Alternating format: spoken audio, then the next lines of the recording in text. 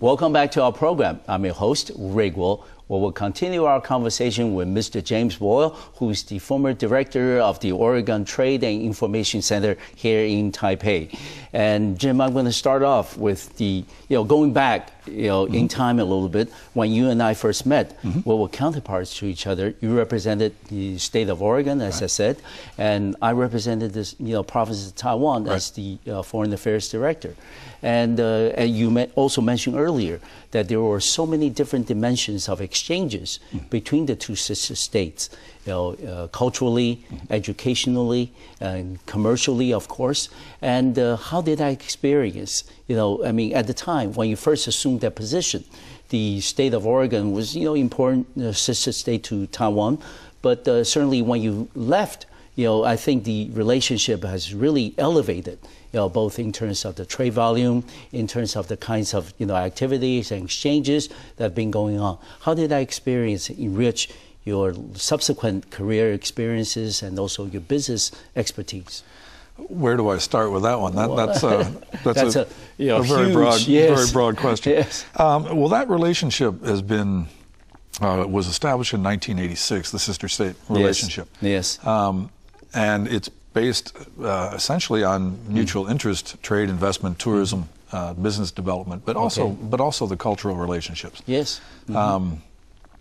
Not just the sister state, though. We also have two sister city relationships, Beaverton and Hsinchu, both being high-tech centers, and then Portland and Kaohsiung, both being major port cities. Yes, I remember visiting the city of Portland one time, I think it was back in mid-1990s, and attended the Dragon Boat Festival. Yes. Yeah, you had a Dragon Boat race. Yes. That was very interesting. That's right. That's a little bit off subject from the state-province relationship, but they still do that to this day. They still do. Okay. And as a matter of fact, Sam Adams, the mayor of Portland, was here just a couple of months ago, visiting Mayor Chen down in Kaohsiung. Okay. I think every year the Shuda Girls' School sends a band to participate in the Rose Parade. They have the Dragon Boat races, so it's a very active relationship. It's still going on very strong. The sister state relationship, of course, has fluctuated over time, partly because of the way that the provincial government has being phased out, faded, if you will. So that's a little bit different, but the but the personalities and the relationships are still there. So. Continue. Yes. And your responsibilities, included, the expansion of the relationship both at the government, also at the private sector level. And what were the other things that you held responsibilities over in that capacity? Well, when you talk about the business specifically, there were three primary interests: in the trade, tourism, investment. All right. So the investment two ways. Investment primarily being the selfish, the recipient of the welcome of the investment. Taiwanese investment into Oregon. Exactly. But we also had some opportunities to help identify possible investors coming this way as well. But we devoted our time primarily to the other direction. So we had quite a bit of success promoting our agricultural products, wood products, some high-tech, some environmental protection equipment, really a wide variety of things. In the tourism aspect, I think we did a very good job. We teamed up with a lot of other states in the Northwest, and we frequently took Washington, Idaho, Montana. Yes. And we Your neighbors. Yes, the neighbors up in the Northwest there. And we would take tour groups to Oregon, to the Northwest. We would take writers, TV shows, who would go and report on what they saw, what they found. Okay, good. And that was a very effective way to introduce Oregon and the Northwest to people in Taiwan, because a lot of people are not that familiar with the Northwest. Everyone knows California, New York, but some of the smaller states people aren't quite so familiar with. As a matter of fact, a lot of people have asked me where Oregon is, and I explained to them that between Washington and California, there's another state there. Yes, called Oregon. Yes. So some people don't realize that, but that's okay. But let me ask you, Jim, how big is the Taiwanese community in the state of Oregon? The Taiwanese community is, in terms of numbers, is not as large as its influence, if you will. Good. The overall Asian population in Oregon, I think, is about 4%, 5%. Okay. And out of that 4 or 5%, ethnic Chinese is about a 1.5%. Okay. Specifically Taiwanese, I couldn't be sure. Okay. But it's interesting to note the influence of the Taiwanese population. As a matter of fact, the first Taiwanese American congressman in the United States Congress is from Portland. Yes. David I believe his name is. Yes. Was born in Hsinchu. Yes. Moved to the United States when he was about 6. Yes. First generation immigrant. Yes. Yeah. And then, so in terms of the universities, you and I were talking about, before the taping started, about the football program, but you certainly have very good academic schools, universities in Oregon. How big is the Taiwanese, student population? Would you know roughly every year? Well, the several thousand. All right. And they have a stated goal to increase the number of international students. Yes. By I think it's 50% a year. Okay. They're really encouraging overseas students, and they're very big on the Taiwanese students. So I know they're very active in trying to recruit locally. Yeah. In addition to what we talk about as the Dragon Boat, festival and the Dragon Boat race, any other, cultural activity that still goes on between the sister cities or between the sister states?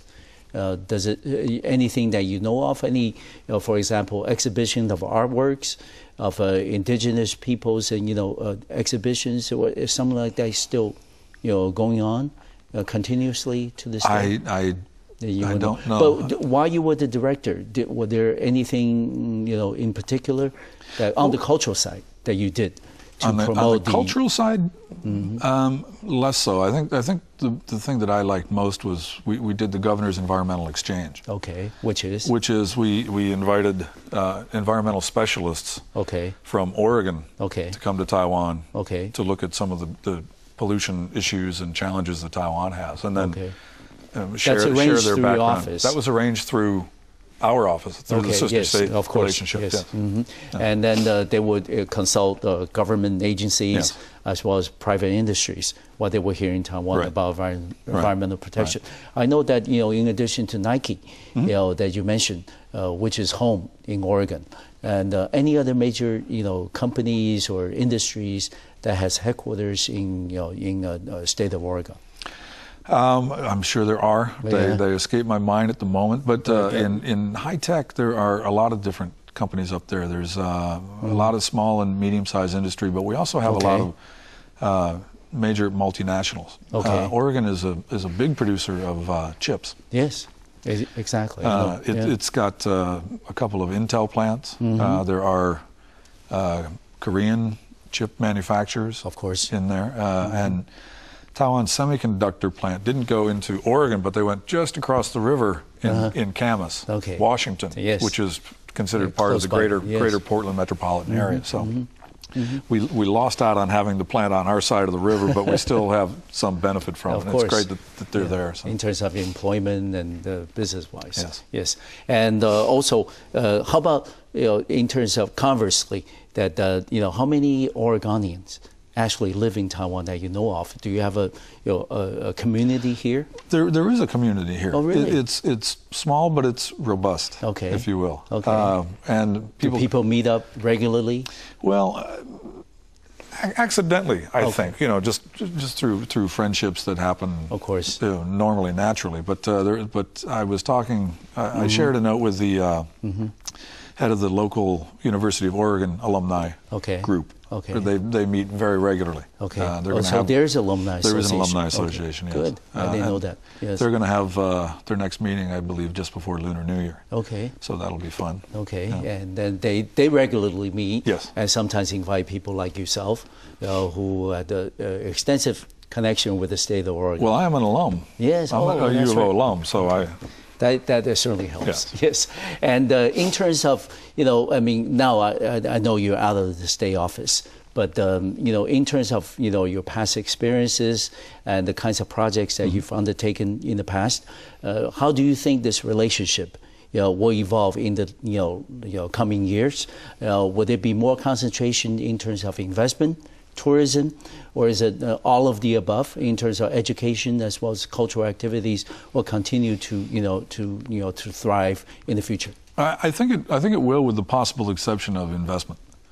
Because of the draw of China, primarily. But most people most companies, when they look at investing, such a major part of their consideration is cost of labor. Okay. And that draws them towards Asia and not so much to the United States. And that's a big factor. But if you look at something like the chip manufacturers, the foundries, they need plentiful water, affordable electricity, educated workforce, which is things that we have in Oregon, which are not quite so easily found in China. I mean, just the pure water by itself is a huge The Oregon water is very well known. So, yes, that's right. It's certainly one of your assets. That's right.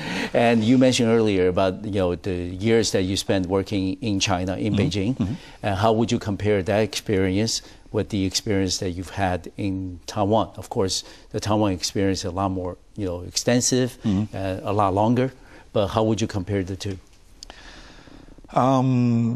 China, as exciting as it is, it's tremendously stressful compared to Taiwan, I think. There's, when you work a long day, and when you're done, you really want to just stay away from close the doors. It's almost sensory overload, if you will. There are pollution issues that you have to deal with. Traffic. The traffic is severe. Sights, sounds, smells are all very vivid, if you will. So China can really be in your face sometimes. That having been said, I enjoyed it tremendously. The challenges are there, and it's a fun place to work, and very interesting people. But Taiwan is so much more relaxed, friendly. Yes, of course. Welcoming. Straightforward a lot of times. So it's between the two, it's an easy choice for me. Yeah, of course. Now Taiwan is home. That's right. To you and to your family as well. That's right. And in the future, would you, if you get a chance to go back to China again, would you? I would consider it, but it would cost somebody a pretty penny to send me back. Yeah, because now you have a family. When you have the kids to consider and the environment they grow a lot up in more China, considerations will go into it. Absolutely. All right, we're going to take another short break on program. Then we'll be right back to the Taiwan Outlook. I'll see you in a few minutes.